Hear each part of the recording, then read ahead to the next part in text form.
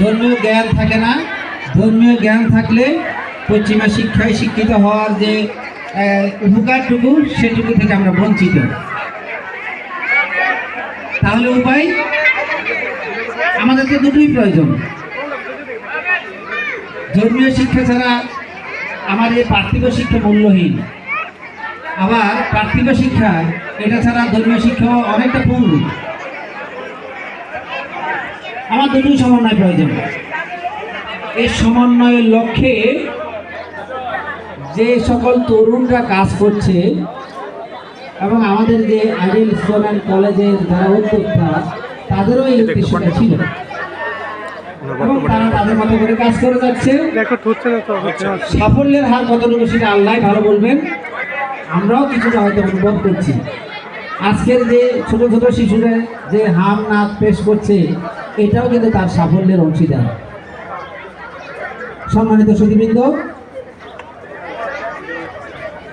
আমরা এমন একটা সমাজের দিকে যাচ্ছি, এটা কোথায় শেষ আমরা কিন্তু জানি না। সভ্যতা কোন দিকে ধাবিত হচ্ছে আমরা কিন্তু জানি না। আমাদের যে রক্ষণশীল সমাজ ব্যবস্থা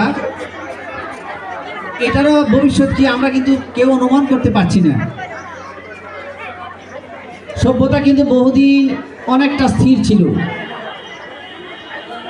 এই যে টেলিফোন আবিষ্কার হয়েছিল কত সালে? 1876 সালে। কে আবিষ্কার করেছিল? এই স্টুডেন্টরা তোমরা বলো। টেলিফোন, যেটা টেলিফোন আমরা যে হ্যালো হ্যালো করে কথা বলতাম, টেলিফোনটা কে আবিষ্কার করেছিল? আলেকজান্ডার গ্রাহাম বেল নাকি আলেকজান্ডার ফ্লেমিং? Graham Bell. আর আলেকজান্ডার ফ্লেমিং কি আবিষ্কার করেছিল? পেনিসিলিন। Thank you. দেখছো, এখন দেখো 1876 সাল, সেখান থেকে 1991 সাল পর্যন্ত ওই হ্যালো হ্যালো ক্রিং ক্রিং টেলিফোন, হ্যালো হ্যালো হ্যালো, হ্যাঁ কে তুমি কাকে চাই বলো বলো বলো, এরকম ছিল না? হঠাৎ করে মোবাইল ফোন আসলো। মোবাইল ফোন আসার পরে সভ্যতা হঠাৎ কি হয়ে গেল, কিসের মধ্যে কি হয়ে গেল? গোটা বিশ্ব ব্রহ্মাণ্ড এখন আমার হাতের মুঠোয়। ওটা ইউনিভার্স এখন আমি এক ক্লিকে দেখতে পাচ্ছি। অনেক সুবিধা, অসুবিধাও আছে। অসুবিধাটা কি? যোগাযোগ ব্যবস্থা সহজ হওয়ার কারণে কিছু অসুবিধা তো হবেই। আমার সমাজ দ্রুত ভেঙে যাচ্ছে।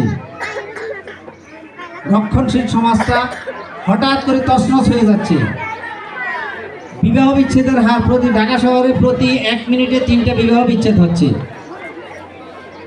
অনেক কারণ থাকতে পারে, কিন্তু যেটা বলছি কিছু পজিটিভের মধ্যে নেগেটিভ কিছু থাকবেই। যাই হোক, এখন আমাদের করণীয় কি? সভ্যতা দ্রুত চেঞ্জ হয়ে যাচ্ছে, সব কিছু চেঞ্জ হয়ে যাচ্ছে, সমাজ ব্যবস্থা চেঞ্জ হয়ে যাচ্ছে। আমার করণীয় কি? এই মুহূর্তে আমার দায়িত্ব কি? আমার দায়িত্ব রয়েছে, আমার ছাত্র হিসেবে যেমন দায়িত্ব, অভিভাবক হিসেবে দায়িত্ব, এবং সমাজকে যারা হাল ধরেছেন, আজকের যিনি প্রধান অতিথি, ওনাদের মতো যারা সমাজসেবক, বিশেষ অতিথি, ওনারা সবাই দায়িত্ব রয়েছে। আমরা যদি সবাই নিজ নিজ অবস্থান থেকে দায়িত্বটুকু পালন করি, ইনশাল্লাহ আমরা বড় ধরনের ক্ষতি এড়াতে পারবো।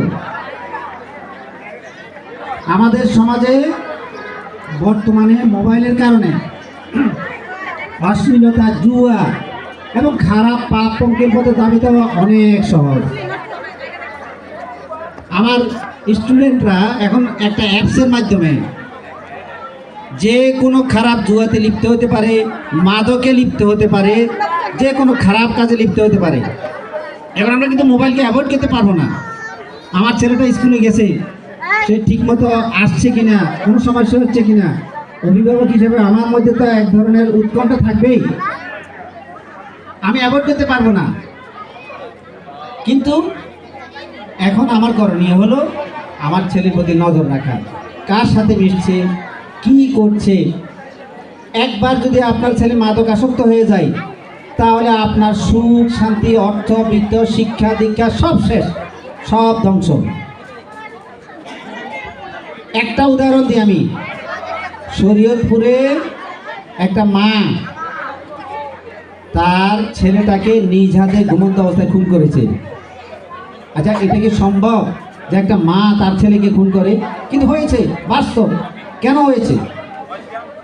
এই ছেলেটা মাদকাসক্ত।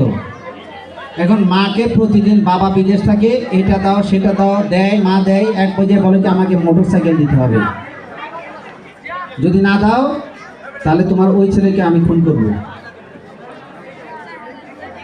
এখন মোটর সাইকেলের টাকা মার কাছে নেই, মা জানা যে এবার মোটর সাইকেল যদি না দিই ঠিকই আমার ওই ছেলেটাকে খুন করবে।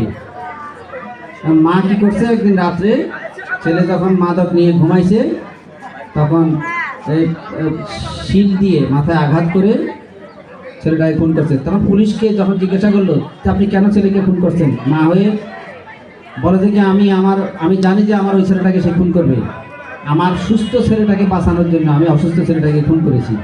এখন মা জেলে, ছেলে মাদক খেয়ে রাস্তায় পড়ে থাকে, বাবা বিদেশে কান্না করতেছে। যেটা বলছিলাম, আপনার সতর্ক দৃষ্টি আপনার সন্তানকে রক্ষা করতে পারে। এছাড়া বর্তমানে উন্মুক্ত জগৎ, উদারনৈতিক অর্থনীতি, উদারনৈতিক সমাজ ব্যবস্থায় আমরা কেউ রক্ষা পাবো না। কোন মুহূর্তে আপনার অবস্থায় ছেলে সন্তান এদিকে দেখে যায় আমরা কিন্তু টের পাবো না। আরেকটা জিনিস বলি, আমাদের অভিভাবকদের মধ্যে প্রায় একটা বিষয় দেখা যাচ্ছে, সেটা হলো কি ক্লাসে ফার্স্ট হতে হবে, বাঁচতে হবে একজনই। আচ্ছা, এই যে বিশ্বকাপ ফুটবল খেলায় চ্যাম্পিয়ন হয়েছে আর্জেন্টিনা, 48টা দেশ অংশ নিয়েছে, এই 48 জন কি চ্যাম্পিয়ন হবে? 47 জন তো কান্না